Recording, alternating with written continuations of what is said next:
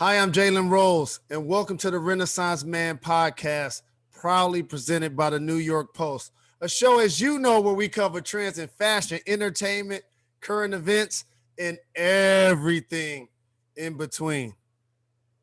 Today is extra special for me. When I named this show Renaissance Man, I was just following the blueprint of my next guest. Our next guest is a legend in sports, business, philanthropy, and American pop culture. He entered the NBA in 1979, spent his entire career with the Los Angeles Lakers, where he not only showed the world what Showtime truly means, but how to treat others with respect and compassion. Magic Johnson is the best point guard, has the greatest smile, is the greatest human being to ever be affiliated with the NBA. Please welcome to the Renaissance Man podcast, my idol, Irvin Magic Johnson. What's up, Jalen? Really means a lot for you to be on with me. So, as you know, probably besides someone with the last name of Johnson or even Cookie, I know everything about you. Okay, so please be patient with me when I ask questions that you know I know the answer. All okay? right. Okay, cool. Because we got a younger audience that are huge fans of yours. So at what point of your life did you know that you wanted to play basketball professionally? Well, Jalen, I think early on, when I used to watch the games on Saturday, college basketball on Saturdays with my dad, and then the NBA on Sundays. And so, we're sitting there just watching the game. He's teaching me everything that's going on. And so I would say, 8, 9, 10 years old, I knew I wanted to play basketball. I knew I wanted to play in the NBA. And then when you watch, Oscar and you watch Kareem because he was with Milwaukee. You watch all these guys play because back then you get the regional games. Mm-hmm. So I wanted to be like them. I wanted to play in the NBA just like them. And so thank God that my dreams came true. I put a lot of work in to get there. But I would say that it was early on sitting there with my father watching those games. I'm glad you mentioned Oscar because Russell Westbrook just broke his triple-double record in the NBA. And as a fan of the league and a fan of yours, I always thought if somebody was going to break that record, it was definitely going to be you. I really did. So when you see Russell do that and you think of the all-time great point guards, and for me it's it's yourself, Isaiah, and Oscar, whatever way you want to take it. Who are your top point guards of all time? And what do you think about Russell Westbrook eclipsing that record? Well, first of all, you and I know how difficult, Jalen, it is just to get a triple double. Yes, for real. For real. I had one. I played 13 years. I just knew I was going to average a triple double. Exactly. because you and I did it so often in high school and in college. So it's difficult to do it in the NBA. So for him to break a record that I thought would never be broken, right? That shows you how great Russell is. And also to average a triple-double for 4 straight years per season, man, he's definitely one of my all-time favorites, but he's also one of the all-time greatest point guards. It's just where will you put him, right? And so when you think about the two you named, I've always mentioned those two, Isaiah and Oscar, because of their greatness. And also, I'm so happy that Oscar also always helped young guys like myself, you, help Russell, so he paved the way in so many different ways, not just on the court, but off the court as well. Civil rights movement, all those type of things. And if it wasn't for Oscar and Muhammad Ali, Kareem, all those guys, we probably wouldn't have all made the money that we made, in the league. And then also having the exposure and then being in households all over the world. And so I want to just say, Russell, that's an amazing feat. I don't know if anybody else will come along because this brother is so active. Yes. The energy that he plays with and the activity I don't see anybody else coming along and being able to be that athletic, that strong, and play that hard. All those things combined, right? Right. And so my hats off to Russell, and I want to congratulate him for breaking the record. And he's still young, so this thing is gonna keep going. Yes, it is. It definitely is. And I'm glad you mentioned Oscar because he helped author in Free Agency and Muhammad Ali. And we talk about the Ali Summit and that iconic picture with Cap, Bill Russell, and Jim Brown. Yep. But you also, with your magnetic smile and your style of play, helped catapult the NBA and mainstream America into believing that people that look like us could not only be great athletes, but also pitchmen and well-spoken and entrepreneurs. So what gave you the discipline and who gave you the opportunity to start on that path while you were a player? Well, I think, first off, Jalen, I think I looked at guys like Dr. J, and so Dr. J, was one of my idols. I wanted to be like him. He was charismatic. He had the Dr. J's. Everybody as a kid wanted the docs, and so I was one of those kids, And so when I saw him flying through the air, and then when I saw the Iceman poster and him sitting on 2 blocks of ice, Yes. in the gray sweatsuit, I said, "Oh man, I want that. I want to be one of those guys, right?" And so I have to say that I was trying to copy those 2 guys. I wanted to be one of those guys who had that. You and I are fortunate, Jalen, because of this. We were change agents.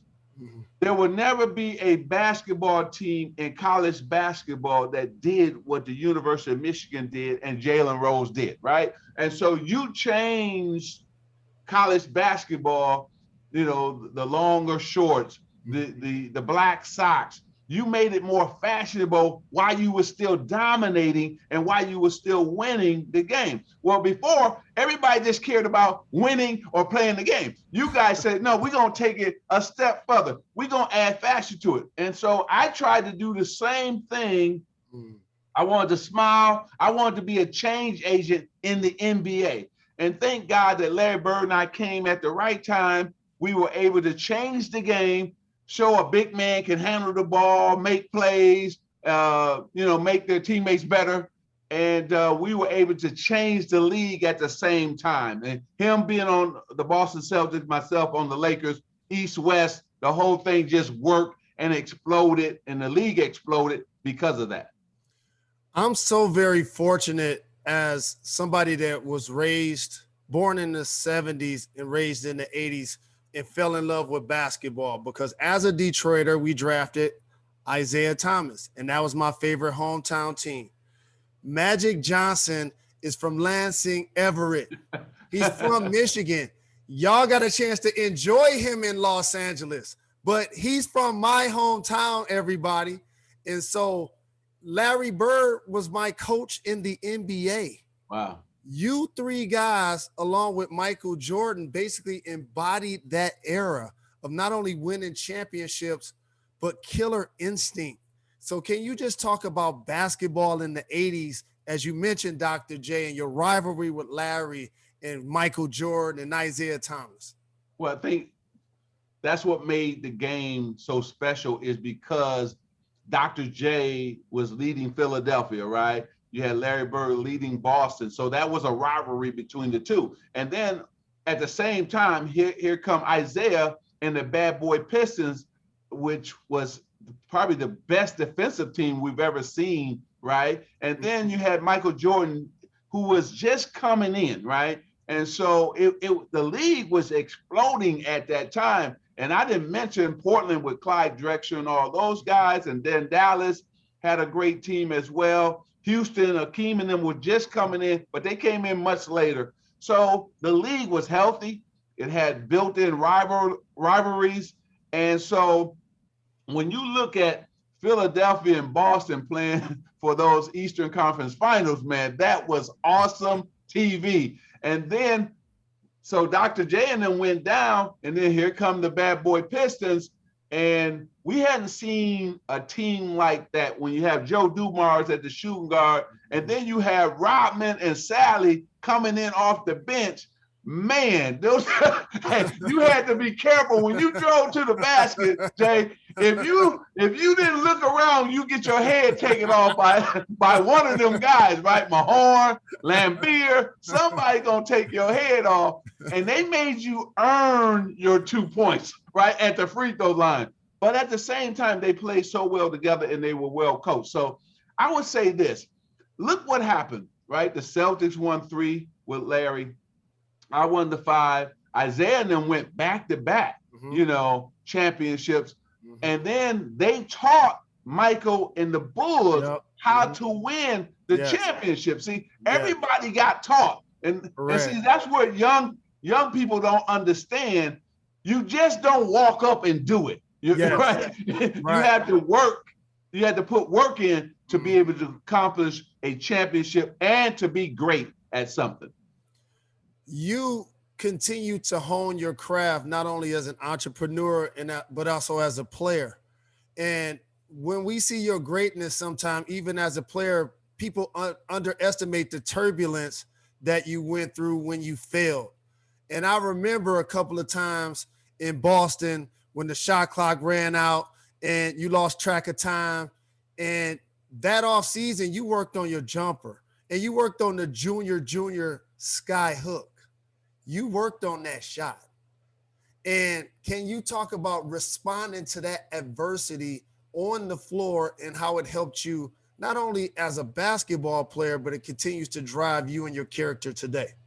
Yeah, Jalen, first of all, when we lost in the 1984 finals to the Celtics after winning game 1 in Boston, and we had the lead to win game 2, and Gerald Henderson steals the ball at the end and ties the game up. And the play you're talking about, I've always excelled in every championship series. And then this was the first time I made critical mistakes for us to lose that championship. So I cried, Jalen, for 3 months, all summer. I cried because I let my teammates down.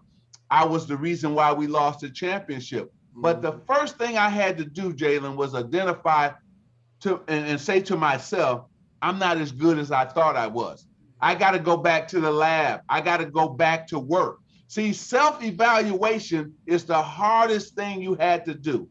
Any person had to judge themselves and be honest with themselves. Correct. And if you can do that, then you can improve. So basically, I was doing a SWOT of myself. What is that? Strength, weaknesses, opportunities, and threats, right? And so when I did the SWOT, Jalen, I said, I got to go to work. I got to get my jump shot better. I had to work on that. I got to make sure that I don't make critical mistakes ever again. And so I improved over that summer. I started shooting a little sky hook. I worked on it every single day. Man, I was working out 3 times a day. Early in the morning, come back, get a little nap in the afternoon, then work out. Isaiah and I was working out at night at 12 midnight, man. Wow. Hey, we were putting it in. And so God would have it that I would turn around in 1985, play the Celtics again, and we end up beating them because I got better and I didn't make critical mistakes. And so let me tell everybody out there, you're going to make mistakes. It's what you do when you make those mistakes is going to define who you can become and who you are. Yes, I made mistakes, but I got better. And I identified to myself that, hey, Urban, you got to get better. And it's okay. So I would say to everybody out there, get you some mentors, get you somebody who can tell you the truth, right? That will tell you right from wrong. Not somebody that's always going to say yes to you. Somebody that's going to say no to you, sometimes. Right. And so that's what I did, Jalen. I just got better. I appreciate that SWOT, and our audience is going to adopt that, because I always say, like, when you look in the mirror, do you see yourself or your representative? That's the is that your agent in the mirror, or is that really you? Yeah. And you're a refreshing case for somebody, not only again as an iconic athlete, you have 11 rings. Don't you got 11 rings? How That's many rings right. you got, Magic? I got 10. Well, I got 5 as a player, 5 as an owner, and now 1 with the Lakers as an executive. That's 11. Then I got 1 as the Sparks owner. That's 12. And I got now 1 with the Dodgers. That's 13 rings. So you're clearly a magnet of success. You're clearly a magnet. So what do you do if you're trying to build an organization or like put together a team or be the captain and leader of the team? Like, what are some of those attributes you impart that have made you so successful? Well, first of all, I put a team around me to help me achieve my goals, right? When I first came out of basketball, I didn't know business, so I got me some mentors. That's number one. I got mentors who, again, helped me and developed me into a businessman. And then I read a lot of books, Jalen. I'm a reader. I like to read books. I like to, I idolize guys, Steve Jobs, all these guys who were very successful. What made them successful? What makes them tick? So I follow those guys, right? And so then on the other side of that too, as well, I made sure that I told Dr. Buzz, you as the owner of the Lakers, you have to be my first mentor. Teach me business. And sure enough, he explained business to me, Jalen. That's really how I got started. And so I owe him a lot for helping me while I was still a player, And then I put a team around myself. Mm-hmm. Michael Ovitz, who was the most powerful agent probably ever in the history of agency, who started and built CAA. He said to me, do you think you're the best basketball player? I said, yes. Then you got to get the best people around you, the best managers, the best agents, the best accountants, those who don't need you, don't need your money, right. But will be honest with you and can help you advance in your business career. That was really what got me started in business, Jalen. And I tell you, I am so happy because what I tried to do was prove the myth wrong that athletes can become businessmen, right? Correct. They said before that, they were talking about, we can only play on the field or on the court. Mm-hmm. No way they can run a business or that. Look at you and I. You Correct. Own your own company. I Correct. Own my own company. Correct. So we are already, so many people, Jalen, are proud of us. We are role models to so many people, not just in sports, but outside of that, because of what you have achieved, the shows that you own and the thing, this right here, what you're doing right now, because now that shows other minorities, not just Black young men, but also Latino young men, yes. and on, that they can do it. I've showed other that they can do it, people of color. So that's very, very important. So I'm just blessed, man. I got a team. I got people who are smarter than me, who are hard workers like me, because I'm a hard worker. And I only want workers. I don't want people who clock watchers, who watching the clock. I want people who understand this word. And this is the word I live by, how to over deliver.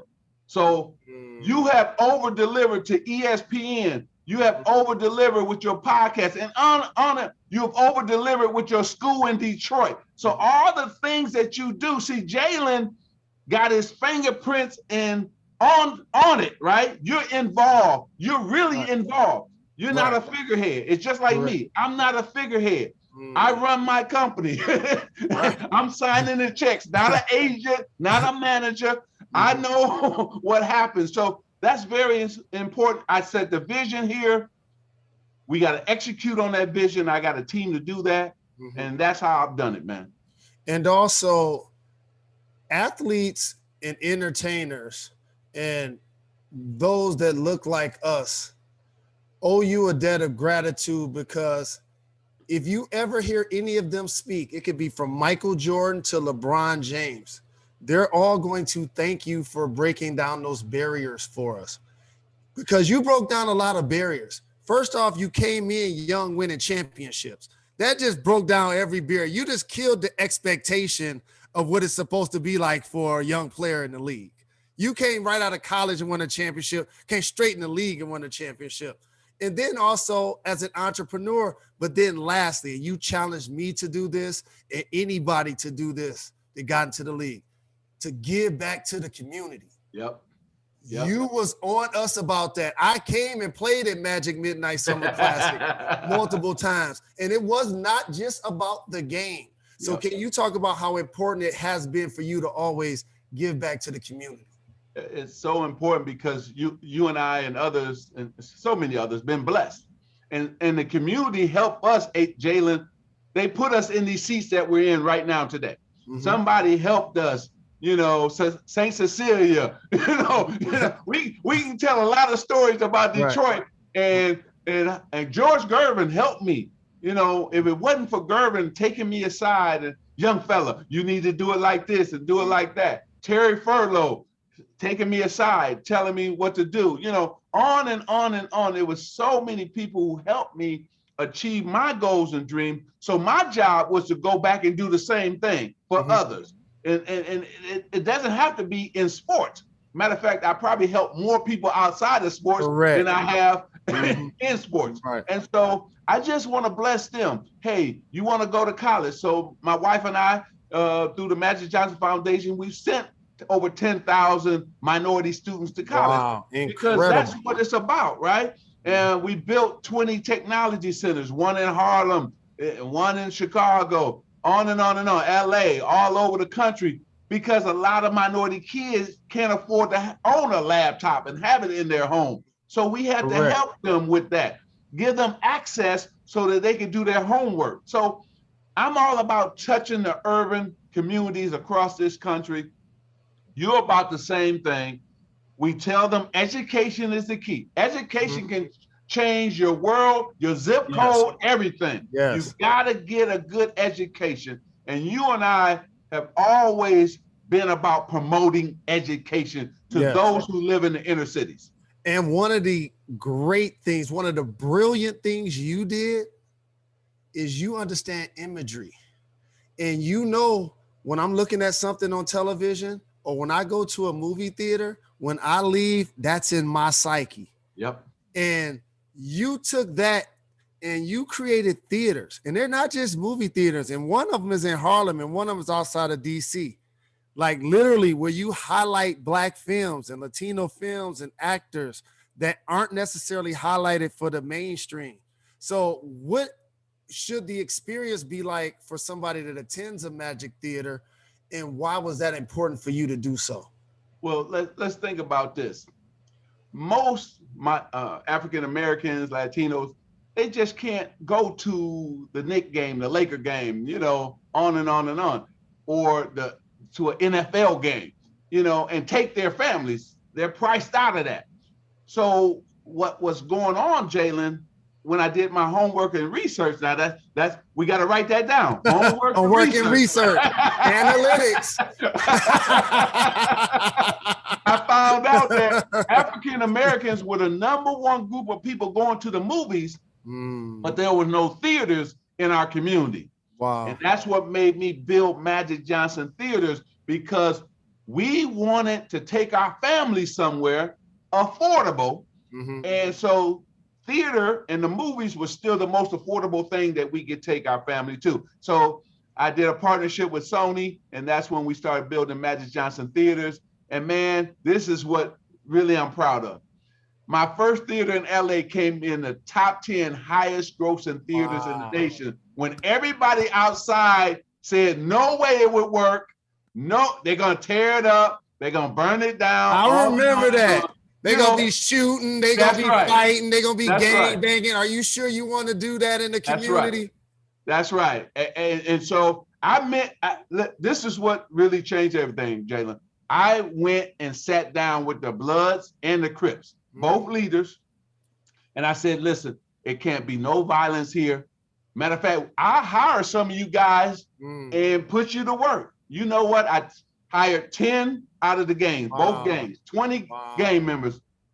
15 of them stayed permanently, and it's really changed their life. See, that's what we're talking about, Jalen. So I love what I've been able to do, affect change in the inner cities, just like you.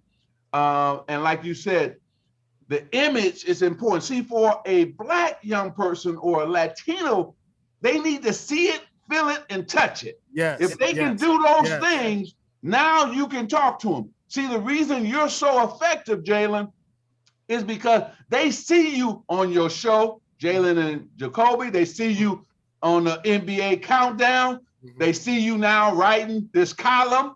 yes, They see mhm, your schools. I can keep going. And because of that, now you're a trusted voice.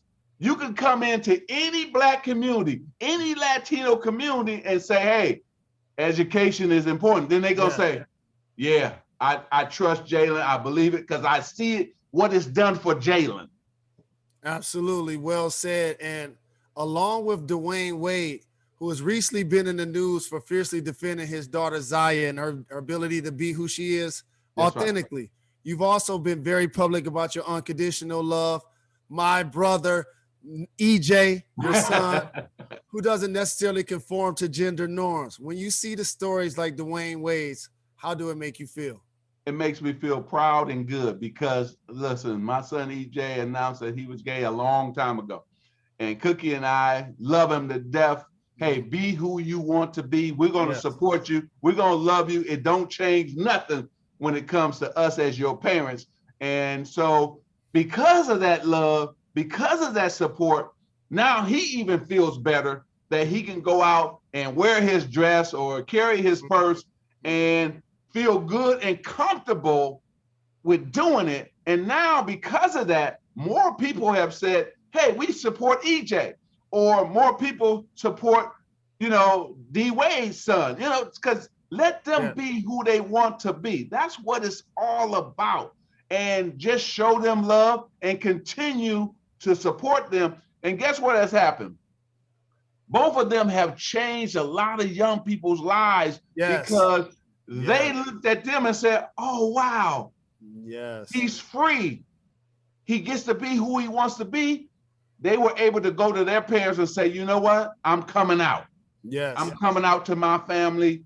EJ has gotten so many letters across the world, not just here in the United States, but around the world, that he's changed young people's life who were living in the dark, who was living in fear, Jalen, before. Mm-hmm. And now they're living in the light and they have confidence to go and tell people, hey, in their family, that this is who I am, this is who I'm going to be. I hope you still love me. I hope you still support me. And then they look at Cookie and I and say, because of that love and support, we're going to support our son or daughter. Absolutely. And my final question before I get to my rapid fire, I actually have two. Number one, as you brought up your lovely wife, Cookie, and I think about Dwayne Wade and his lovely wife, Gabrielle Union, and seeing the support that the WNBA is now getting because it's over 80% black and the influence that it had on the election and some of the amazing voices in that league. Can you just talk about the power of those voices that you now see be highlighted? Well, Jalen, let's applaud them, right? Both the NBA players as well as the WNBA, because it takes a lot to take a stance and not worry about what's going to happen, right? And so those women said, hey, we stand for social justice. We want to stop racism and discrimination and young black men getting killed, getting murdered, and so we want to just stop all this and also get attention. We want to make sure the world understands where we stand, and we want to bring about change. And sure enough, they were able to do that with their voice and also with the fact that they ran one of those owners out of Atlanta, the Yes, Atlanta Dream, who was against, players speaking out, right? Shut up and just dribble, And so exactly. all the players said, Stick no, to we don't. sports. That's right. We're not going to shut up. We're going to stand up, and we want our voices heard, and we want accountability. We want accountability, and we saw that happening. And I'm happy about what LeBron did to lead the NBA guys. And then I'm happy with the WNBA and what they did. And look what happened. Joe Biden became president because of that, got people out the vote, and they made a difference in a lot of people's lives. So, man, we can't thank them enough. And that's what's changed, Jalen. When I played, normally it was one guy, one guy here. Now it's everybody together. That's strong. When I played, you couldn't do that, right? Correct. Only maybe one person could think like that, but he really couldn't go public. Correct. Now everybody can go public and nothing will happen to them. Well, there isn't a Magic Johnson project that is happening that I don't know about. So just so you know, I hear that there's an upcoming documentary about your life. What can you tell us about it? Well, Jalen, first my family is in it.